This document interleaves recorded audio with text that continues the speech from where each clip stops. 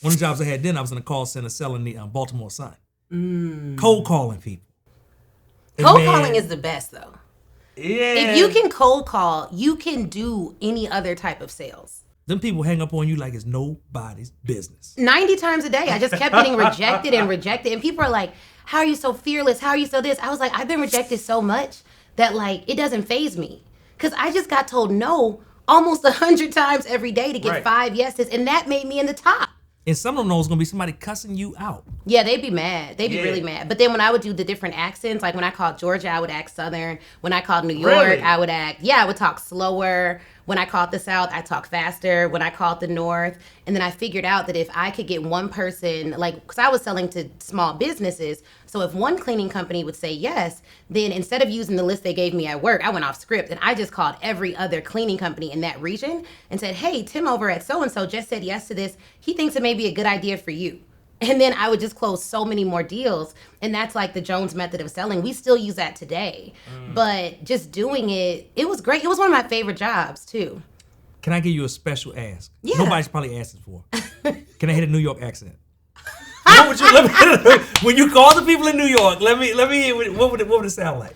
It's gonna be bad. I don't even. This was so long. This is years ago. Oh my gosh! I don't even. Some of these huge packages now. Like I don't remember what that was.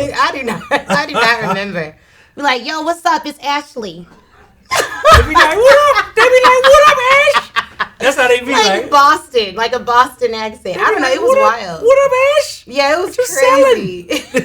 But we had so much fun. And I think that's where the mindset of like, you can be going through a hard time. Because I wasn't making a lot of money, but you could be going through a hard time. But if I had one friend at work, I had my stuff. I loved the people I worked for. They were so good. And they just were mentors to me. So whenever I had a job, I always talked to like the top salespeople and the owners. So that was always my goal. And I'd be like, what do I need to do to be like you?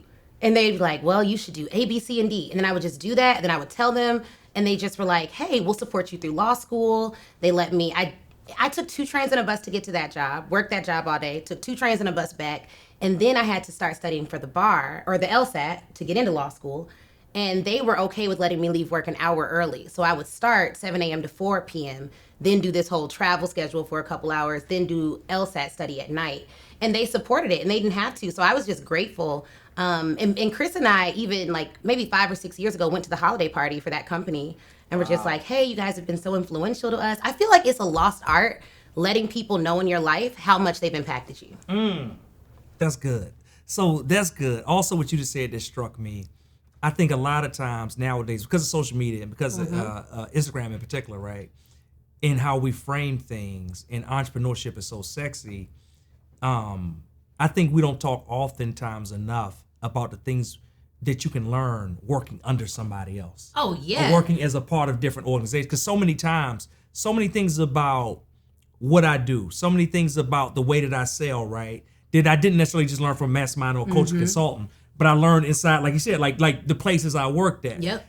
So many things that I've overcome, like being afraid to talk to people on the phone because I had jobs that was like way worse than talking to one person that already has bought another product, right? Like I've been calling people at 8 o'clock during dinner time, trying to see if they want to get a subscription to the daggone Baltimore Sun, which they did not. Let me tell you that. I found out the hard way. They did not, right?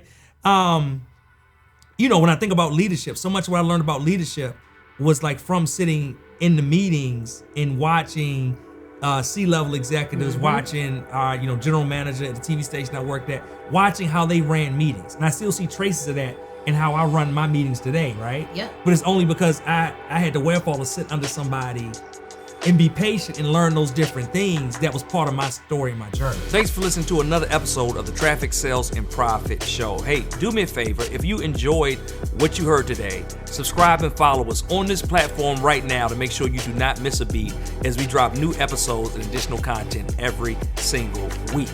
Also, if you'd like to get access to a free paperback copy of my book, access to the TSP Traffic Sales and Profit free Facebook group, our challenges, resources, our events, and more, make sure you visit us at www.trafficsalesandprofit.com/podcast.